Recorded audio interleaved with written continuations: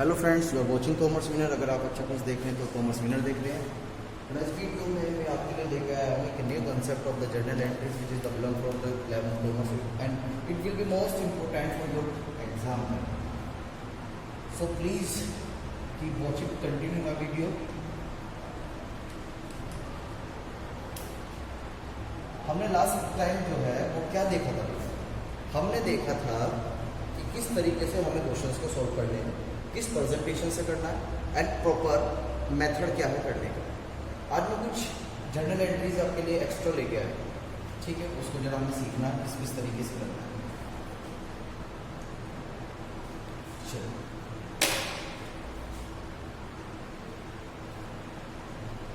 मैं उम्मीद करता हूँ कि आप देख पा रहे होंगे। ठीक, और ये थोड़ा सा आपकी जो लाइन है मेरी टेढ़ी है, ठीक है, कोई इशू नहीं है। चलो, मैं कुछ इंफॉर्मेशन आपको देता हूँ कि एग्जाम्पल उसके पॉइंट सॉल्व करने की कोशिश करते हैं क्वेश्चन को। चलो,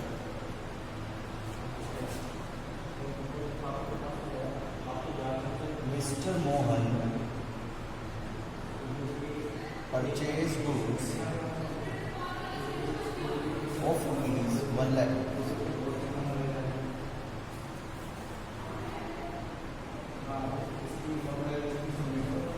and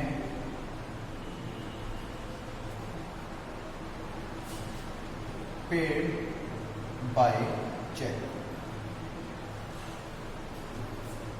मिस्टर मोहन जो है परचेज करते हैं गुड्स ऑफ 1 लाख रुपीज़ का एंड पेड बाय चेक। उसकी जो अमाउंट है वो पेड कर दी जाती है बेटा किससे? चेक से। तो जैसे कि मैंने आपको बताया था कि चेक की जो पेमेंट्स होती है वो बेटा बैंक टू बैंक होती है। क्या होती है? Bank to bank.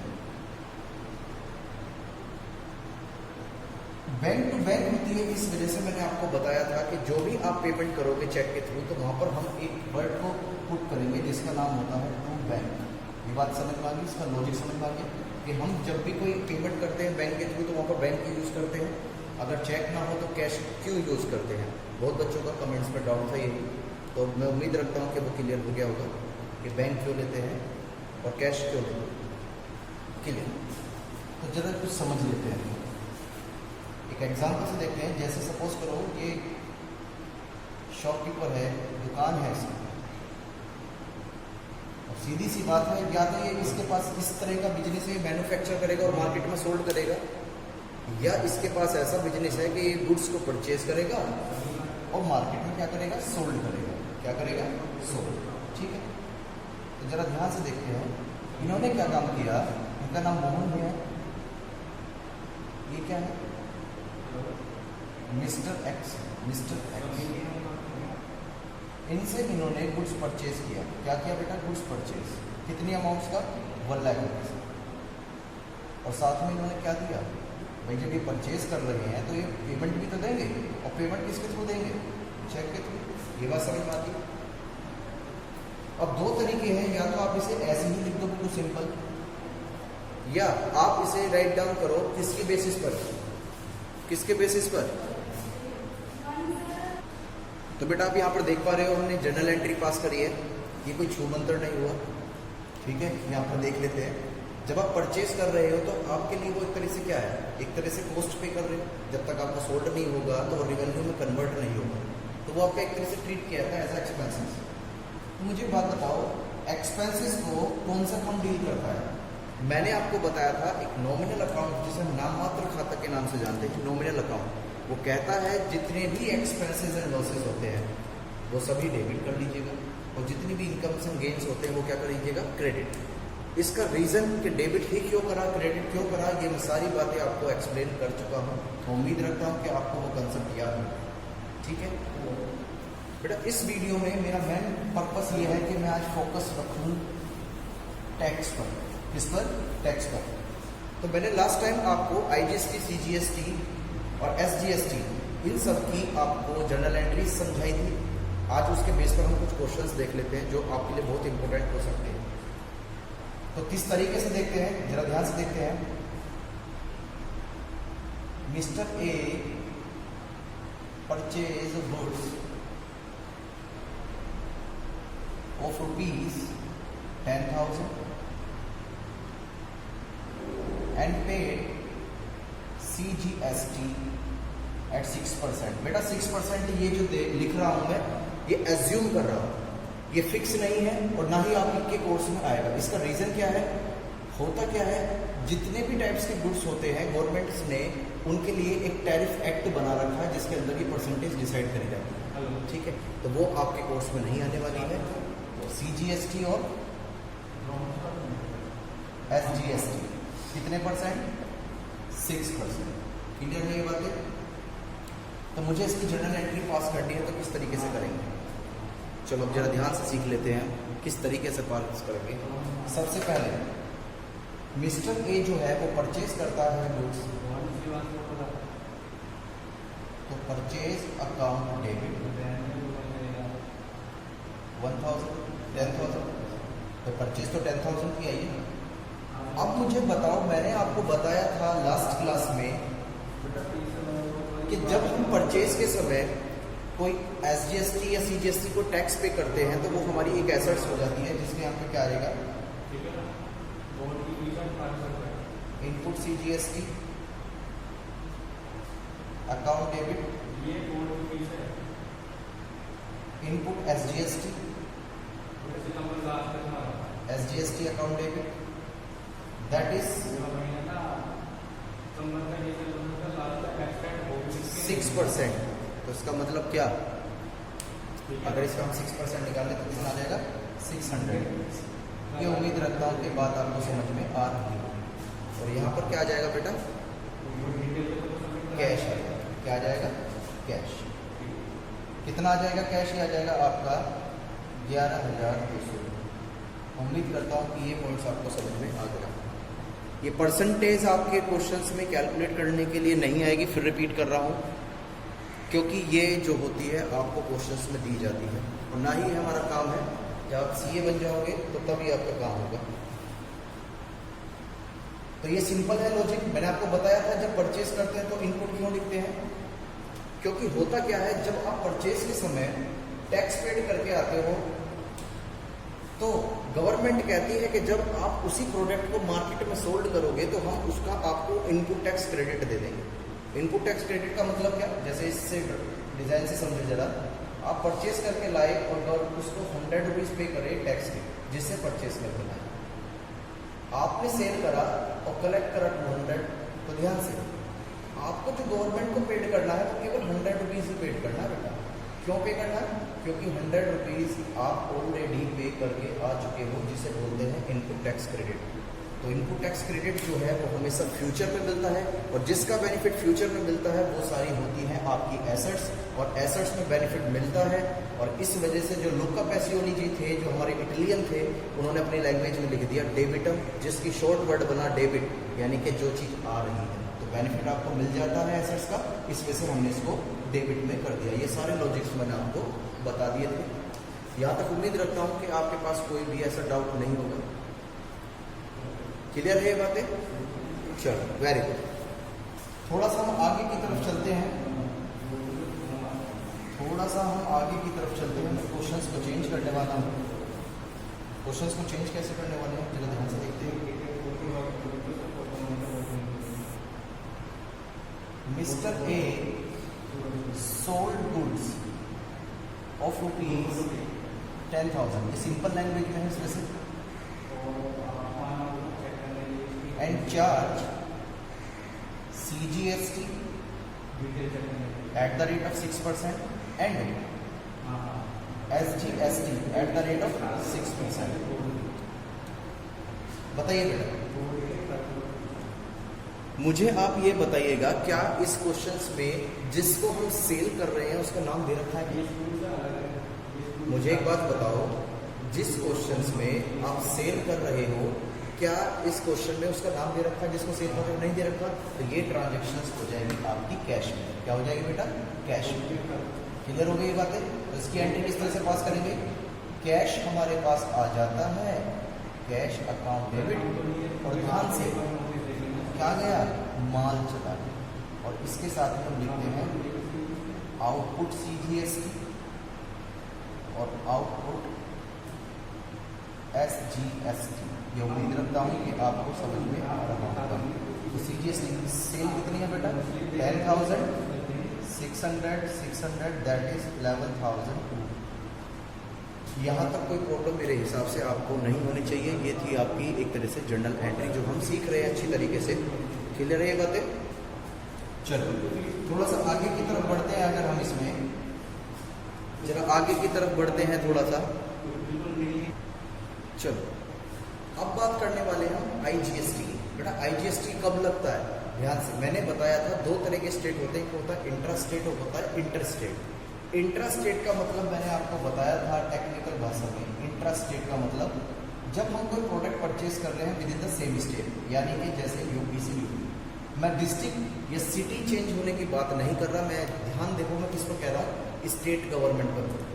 अगर यूपी से यूपी में ही ट्रांजेक्शन्स करी जा रही है तो बेटा वहाँ पर लग जाता है CGST और SGST। लेकिन मैंने आपको बताया था अगर इंटर स्टेट ट्रांजेक्शन है, कौन सी बेटा? Inter state, that is UP से दिल्ली या कोई भी अदर स्टेट्स हो सकता है, तो यहाँ पर आपका चार्ज होता था IGST। आपको वो बातें याद हो गई होंगी जब मैंने आपको टैक्स के बारे में समझाया। तो अब हम इसके बेस पर कोई जर्नल एंट्रीज पास करने वाले किस तरह से, अगर हमारे साथ बिजनेस में ट्रांजेक्शन्स होती है तो किस तरीके से उसको रिकॉर्ड कर पाएंगे। क्लियर है बातें? चलिए तो ध्यान से देखते हैं। मिस्टर ए है जो परचेज करके लाए हैं गुड्स, ठीक है, परचेज करके लाए हैं क्या? गुड्स लाए, ठीक है। कितना? ऑफ ₹10,000, ठीक है। फ्रॉम दिल्ली एंड पेड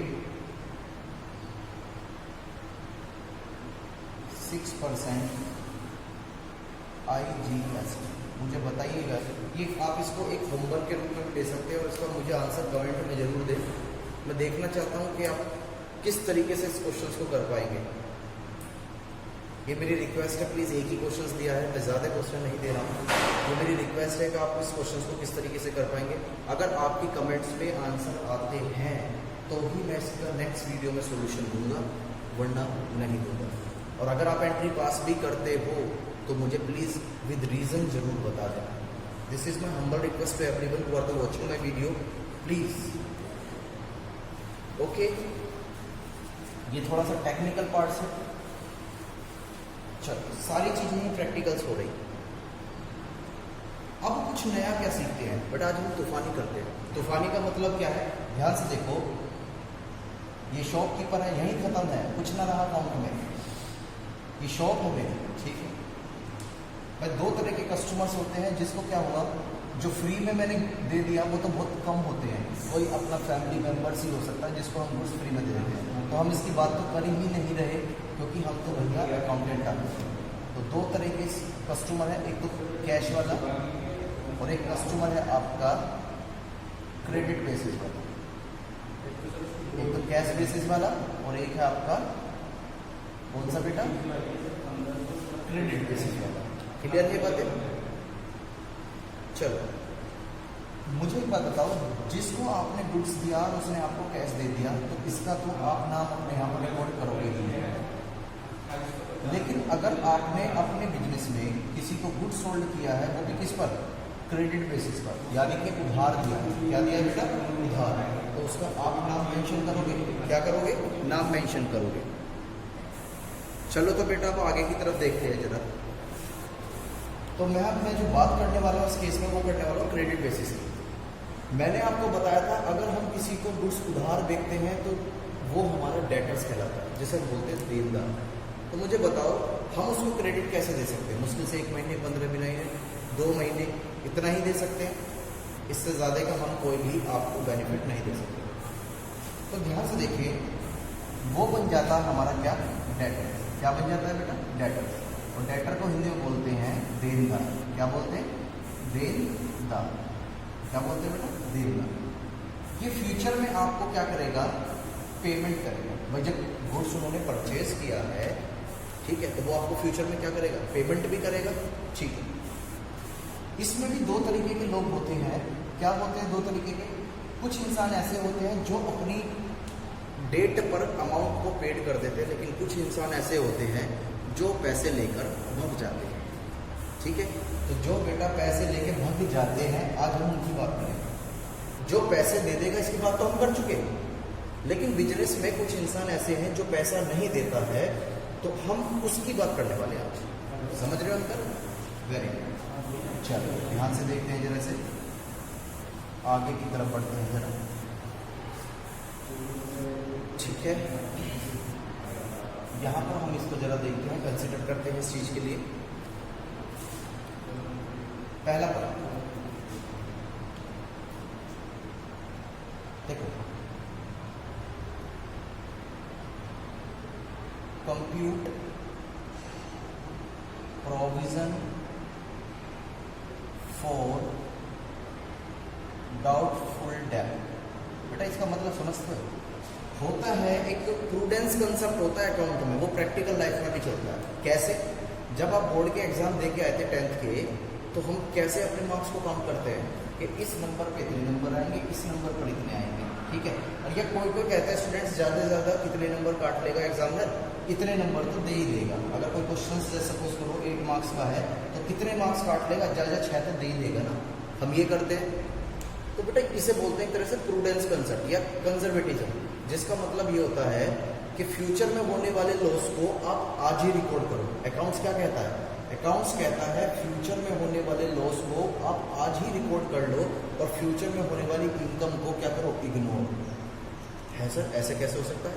बेटा ध्यान से, यहाँ पर हम एस्टिमेट लगा के चलते हैं, जिसको हमने गुड्स सोल्ड किया है क्रेडिट बेसिस पर, क्या सारे के सारे सभी के सभी पैसे दे सकते हैं या नहीं? तो बेटा क्या देखने वाले हैं? कंप्यूटेशन प्रोविजन फॉर डाउटफुल डेब्ट। ये क्या होता है पहले ध्यान से समझ लें। मैंने अभी आपको रिपीट किया था क्या, कि अगर फ्यूचर में होने वाले लॉस को आज ही बियर कर ले, यानी कि आज ही रिकॉर्ड कर ले, उसको बोलते हैं हम क्या, प्रूडेंस कंसेप्ट। ये बात समझ में आती है? प्रोविजन फॉर डाउट, ये हमेशा जो क्रिएट होगा, इट विल क्रिएट, ये जो क्रिएट किया जाएगा यानी कि जो बनाया जाएगा, ये हमेशा किस पर होता है? ऑन डेटर्स पर। किस पर बेटा? डेटर्स पर। ये बात समझ में आती है? किस पर क्रिएट किया जाता है? ये डेटर्स पर। चलो अब देख लेते हैं होता किस तरीके से क्रिएट, फिर इसकी जर्नल एंट्रीज हम देख लेंगे अच्छी तरीके से। मैं आपको थोड़ा सा क्रिएट करके बता देता हूँ। जैसे डेटर्स है आपका ऑफ ₹10,000, ओके। फिर क्वेश्चन में लिखा हुआ है प्रोविजन फॉर डाउटफुल डेब्ट इज 5%। कितना बेटा? 5%। तो हमें किस तरह से क्रिएट करना है जरा ध्यान से देखते हैं। सिंपल है, कुछ नहीं, 10 का 5%, ये आ गया आपका 500, यानी कि 500 रुपये का हमें एस्टिमेट लगाया कि हो सकता है इन फ्यूचर में कि जो हमने उधार माल यानी कि क्रेडिट बेसिस पर गुड्स सोल्ड किए हैं, उसमें कुछ लोग ऐसे हैं जो हो सकता है हमारा पैसा ना दें। क्लियर हो गई? तो जितने भी प्रोविजंस होते हैं बेटा, ये आप एक तरीके से आपकी एक लायबिलिटीज होती है, और मैं आपको बता चुका हूँ कि जब लायबिलिटीज इंक्रीज होती है तो उसको हम क्या ट्रीटमेंट करते हैं। और यहाँ से इसकी एंट्री क्या बन जाएगी, बता सकते हो जरा? जब प्रोविजन क्रिएट कर रहे हैं तो क्या एंट्री बनेगी? ध्यान से देखो बेटा, इसकी एंट्री बनती है P&L account debit to provision for doubtful डेब्ट, दैट इज 5। एक तरीके से हमारा क्या है, लॉस भी है, क्योंकि हमें एस्टिमेट लगाना होता है। ठीक, इसमें से P&L में डेबिट साइड को कंसिडर किया जाता है, क्योंकि नॉमिनल अकाउंट्स यही है। रीजन में सारी चीज़ें आपकी क्लियर कर चुका हूँ। अगर किसी को रीजन भी जानना है इस वीडियो में, तो मेरी प्लीज़ जो लास्ट वीडियो अपलोड थी उसमें प्लीज़ जाके चेक करें, जिसका था इंट्रोडक्शन क्लासेस। यहाँ तक कोई दिक्कत नहीं। अब बात होती क्या है, अब मैं थोड़ा सा आगे की तरफ हम स्टेप लेते हैं। फिर होता है एक बैड डेट। बेटा क्या? Bad debt. ये क्या होता है बैड डेट? बैड डेट का मतलब होता है, एक एग्जांपल से समझते हैं जरा। मैंने गुड्स सोल्ड किए, क्या करा बेटा, गुड्स सोल्ड किया, ठीक है, कितने रुपए का, 10,000 रुपीज़ का, इसको किसी भी थर्ड पार्टी को, मिस्टर एक्स को दे। अब इन फ्यूचर्स में उसने कहा कि साहब मेरे पास पैसे नहीं है, ठीक है, मैंने कहा कोई दिक्कत नहीं, आप कुछ तो दे दो। उन्होंने कहा कि साहब एक काम करो, इंस्टॉलमेंट में ले लो, 5,000 अब ले लो और 5,000 कुछ दिन बाद ले लो। मैंने कहा ठीक है। अब इस सिचुएशंस में क्या हुआ, अचानक से उनकी डेथ हो गई। क्या हो गया बेटा, एक्सीडेंटली, बियॉन्ड कंट्रोल है, कभी भी कोई सिचुएशंस घट सकती है।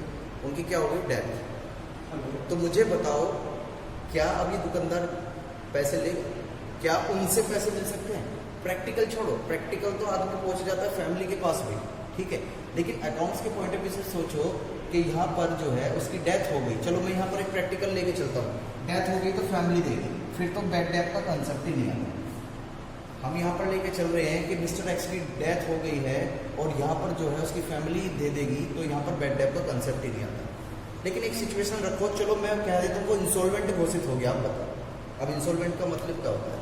इंसॉल्वेंट का मतलब ये होता है कि जब कोई भी इंसान अपनी लाइबिलिटीज की पेमेंट, अपनी एसेट्स को सोल्ड करने के बाद भी ना पे कर सके, यानी कि तो उसे बोला जाता है इंसॉल्वेंट। क्या बोला जाता है बेटा? इंसॉल्वेंट, जिसे हम जानते हैं कि दिवालिया निकल गया। इसके हाई कोर्ट से जो है ऑर्डर्स आते हैं। अब उस ऑर्डर में लिखा होता है कि कानून रूप से इससे कोई भी इंसान पैसा रिकवर नहीं कर सकता। तो क्या आप कर पाओगे? आप बताओ मुझे। सिचुएशंस बदल गई? नहीं सर। तो बेटा इस ऐसी सिचुएशंस में जन्म होता है किसका? बैड डेट का। इसकी हिंदी होती है डूबत्रण, यानी कि जो पैसा हमारा डूब गए। क्लियर हो गया कंसेप्ट? तो ये एक तरीके से हमारा क्या होता है बेटा? लॉस होता है। तो इसको हम किस तरीके से रिपोर्ट करेंगे? ध्यान से देखो, बैड डेट अकाउंट डेबिट, और हमारे क्या हो जाएंगे? डेटर्स कम हो जाएंगे, यानी कि एक तरीके से हमारी एसेट्स कम होंगी। क्यों? जिससे हमें उम्मीद थी कि ये बंदा मुझको पैसे देगा, लेकिन उसने पैसा नहीं दिया, तो मेरे डेटर्स क्या होंगे? कम। तो इस वजह से मैंने इसको क्या कर दिया बेटा? क्रेडिट कर दिया। और यहाँ पर नरेशंस डाल दी, बीइंग बैड डेट और रिटर्न। क्या हो गया बेटा? Being bad debt return. Is that clear?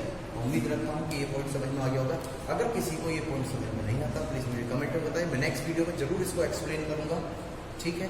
But एक शर्त है, इस वीडियो को डाउट पूछने से पहले मेरी जो लास्ट वीडियोस जो अपलोड करी हुई हैं आपको वो चेक करनी है। प्लेलिस्ट में सब मिल जाएगी, अकाउंट आसान है के नाम से। डिस्क्रिप्शन में आपको लिंक भी मिल जाएगा। मेरी यही शर्त है, क्योंकि एक्चुअल में क्या है, ये बीच में जो कंसेप्ट है डेबिट क्रेडिट, जो पुराने स्टूडेंट्स हैं जो काफ़ी समय से वीडियो देख रहे हैं वो तो समझ पाएंगे, लेकिन जो न्यू स्टूडेंट्स हैं उनको समझ में नहीं आएगा। तो it is my humble request कि आपको मेरी कंप्लीटेड वीडियो देखनी है, जितने भी, वो आपको सभी प्लेलिस्ट में मिल जाएंगी। क्लियर हो गया? चलो, तो यहाँ पर हमने ये बातें समझी। सर क्या क्रेडिटर के लिए भी कुछ ऐसा होता है? बेटा ध्यान से, क्रेडिटर के लिए कुछ ऐसा नहीं होता। क्यों? क्रेडिटर को तो हमें पेमेंट करनी है। हाँ, हमारी तरफ से अगर कोई डिफॉल्ट होता है तो वो हम रिकॉर्ड नहीं करेंगे। ध्यान से एक एग्जांपल से देखो, इसे समझने की कोशिश करो, बच्चे का दिमाग चल सकता है। अब तक हम बात कर रहे थे जिसको हमने सेल करी, डेटर्स। अब हम बात करने वाले हैं किसकी? जिससे हम गुड्स परचेज करते हैं उधार, उसे बोलते हैं क्या? क्रेडिटर। क्या बोलते हैं बेटा? क्रेडिटर। इसकी हिंदी क्या होती है? नाम से ही पता चल जाता है, लेनदार, यानी कि ये पैसा लेगा। तो इस सिचुएशन में हमारे पास कोई प्रोविजन नहीं है, हमारे पास कोई प्रोविजन नहीं है, लेकिन हाँ, अगर हमने इनकी पेमेंट नहीं करी है तो ये अपने यहाँ पर यही प्रोविजन रिकॉर्ड करेगा, जैसे कि बैड डेट, क्योंकि हम उसके लिए क्या है? डेटर। हमारे लिए वो क्या है? क्रेडिटर। अगर वो बिजनेसमैन है तो। ये बात समझ में आ रही होगी? Very very. चलो थोड़ा सा और आगे की तरफ बढ़ते हैं, अच्छी तरीके से देखते हैं जरा। कोई मेरे हिसाब से कोई भी ऐसी प्रॉब्लम्स आपको देखने को नहीं मिल रही होगी। मैं अज्यूम कर रहा हूँ कि आपके क्लियर है बातें। चलो आगे की तरफ हम थोड़ा सा और बढ़ के चलते हैं, जिसमें हमें क्या करना पड़ेगा, कुछ और चीज़ भी हम इसमें सीख लेते हैं, ठीक है बेटा। मैं अगर आपसे कहता हूँ, जैसे सिचुएशंस दे देता हूँ आपको, एक डेटर है आपके पास 10,000 रुपीज़ का, बैड डेट है आपके पास 1,000 रुपीज़ की, प्रोविज़न है किसका? फॉर डाउटफुल डेट का। किसका? डाउटफुल डेट का कितना 10%, और साथ में आपकी प्रोविजन है डिस्काउंट, इसका प्रोविजन फॉर डिस्काउंट कितने परसेंट है बेटा, वो भी सपोज करो 5%। तो मैं कहता हूँ प्रोविजन फॉर डिस्काउंट यानी कि डिस्काउंट कैलकुलेट करके दिखता हूँ। ये बेटा सारी बातें एंट्रीज में आने वाली जिनकी हमें जर्नल एंट्रीज करनी पड़ेगी, तो उससे पहले आपको कैलकुलेट करना तो आना चाहिए ना। तो किस तरीके से कैलकुलेट करेंगे ये सीखना जरूरी है। जरा ध्यान से देखते हैं किस तरीके से कैलकुलेट करने वाले हैं हम इसको, आप इसे चेक करना। पहले तो हम डेटर्स में से लेस करेंगे बेटर, पहले हम डेटर्स में से लेस करेंगे बेटर।